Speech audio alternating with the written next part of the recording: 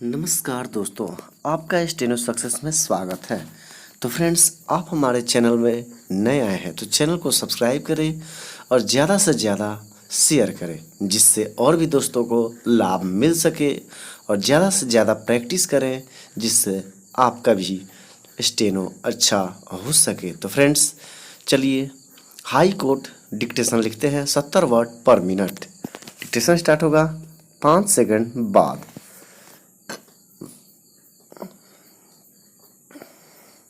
Start. सुख दुख जीवन के वृक्ष पर लगने वाले सुंदर फूल हैं, जो फूल लगने पर भी फूलों की तरह खिल न सके तो यह दृश्य पीड़ादायी होता है। लेकिन इसी जीवन के वृक्ष को दैवीय हवा, खाद और पानी मिलेंगे तो उसी पर सुख दुख के फूल खिल सकेंगे। आकर्षक फूलों को पाने की चाह में गाहे बगाहे कर्कश कांटों की चुभन भी देश को मिलनी स्वाभाविक है। हमारा दैहिक स्वरूप किसी कारोबारी की प्रवृत्ति की तरह है। जब हमें लाभ प्राप्ति हो रही हो अथवा होने की संभावना हो तो ऐसे स्थिति में सब सुखद लगता है, किंतु उन्हीं पदार्थों से जब हानि की संभावनाएं बनती दिखाई दे तो हर वस्तु पीड़ा देने लगती है। यह संसार विचित्र है। यह उसी से अनुराग एवं प्रेम का जुड़ाव रखता है, जहाँ से कुछ प्राप्त हो रहा होता है अथवा कुछ आगे प्राप्त होने की संभावनाएं बनी रहती हैं। अन्यथा अपने आत्मीय संबंधों की भी उपेक्षा कर देना मानव का जातीय गुण है। निस्वार्थ प्रेम एवं अनुकंपा दोनों ही विरल तथा दैवीय हैं।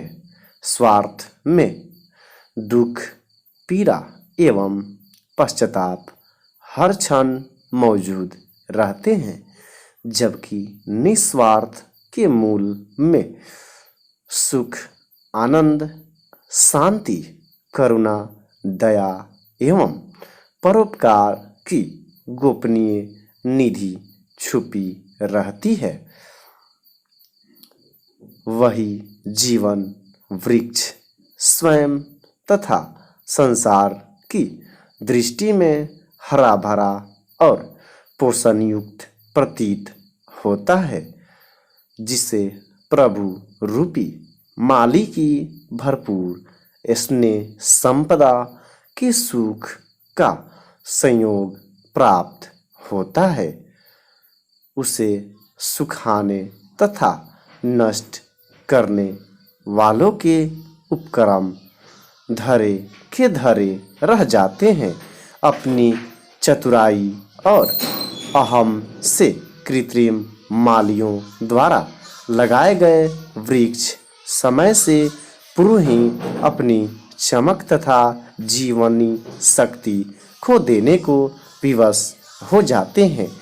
अपने जग उपवन में प्रभु रूपी माली जिसको बचाना चाहते हैं, उसे कोई मार नहीं सकता, और जिसे वह मारना चाहते हैं उसे कोई अपनी संपूर्ण बुद्धि, शक्ति, कौशल और विशेषज्ञता के चलते भी बचा नहीं सकता।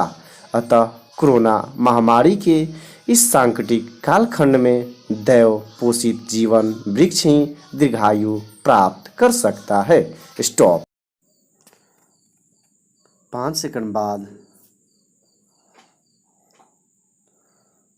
स्टार्ट। राज्य में कोरोना के खिलाफ जंग लड़ रहे सरकारी अस्पतालों को हर तरह के चिकित्सकीय उपकरणों से लैस करने के साथ भरपूर संसाधन मुहैया कराना जरूरी है। इस दिशा में सरकार के स्तर से किए जा रहे प्रयास संतोषजनक कहे जा सकते हैं, लेकिन ज़रूरत के हिसाब से अभी बहुत कुछ किया जाना शेष है।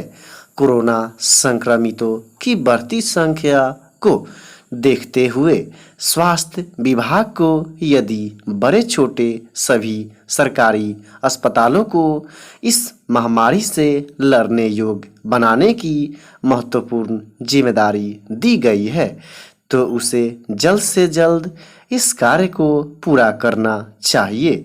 अभी की स्थिति में सरकार का यह निर्णय सराहनीय है। हालांकि कई जरूरी उपकरणों का अभाव होने के बावजूद सरकारी चिकित्सक व चिकित्सा कर्मी दिन रात कोरोना के खिलाफ न सिर्फ लड़ रहे हैं बल्कि सफलता की ओर अग्रसर हैं। यही कारण है कि राज्य में कोरोना मरीजों के स्वस्थ होने का प्रतिशत लगातार बढ़ रहा है। यह भी राहत की बात है कि अभी कंटेनमेंट जोन को छोड़ राज्य के किसी हिस्से में लॉकडाउन लागू नहीं है। आम जनजीवन सामान्य बनाने के लिए सरकार निरंतर प्रयासरत है। साथ ही चिकित्सा व्यवस्था को प्रभावी और सरल बनाए रखने के लिए उचित फैसले ले रही है। कोरोना जांच के नमूना संग्रह और अस्पताल से छुट्टी की व्यवस्था में बदलाव किया गया है। इससे स्थिति नियंत्रण में है, लेकिन अभी खतरा टला नहीं है। इसलिए यदि किसी व्यक्ति को कोरोना के लक्षण की आशंका हो तो उसे तत्काल अपनी जांच कराने के लिए स्वेच्छा से आगे आना होगा। ऐसा नहीं करने पर वह अपने साथ अन्य लोगों को भी संकट में डालने का कारण बन सकता है। समझना होगा कि सभी के सहयोग से ही कोरोना को हराया जा सकता है। कोरोना के खिलाफ लड़ाई में निजी अस्पतालों को भी भरपूर सहयोग करने की ज़रूरत है। यह चिंता की बात है कि सरकार के स्पष्ट निर्देश के बाद भी कई निजी अस्पताल अब तक संतोषजनक भूमिका निभाने से परहेज कर रहे हैं, जो उचित नहीं ठहराया जा सकता। इस संकट काल में इन्हें आगे बढ़कर अपनी जिम्मेदारी का निर्वहन करना चाहिए। स्टॉप।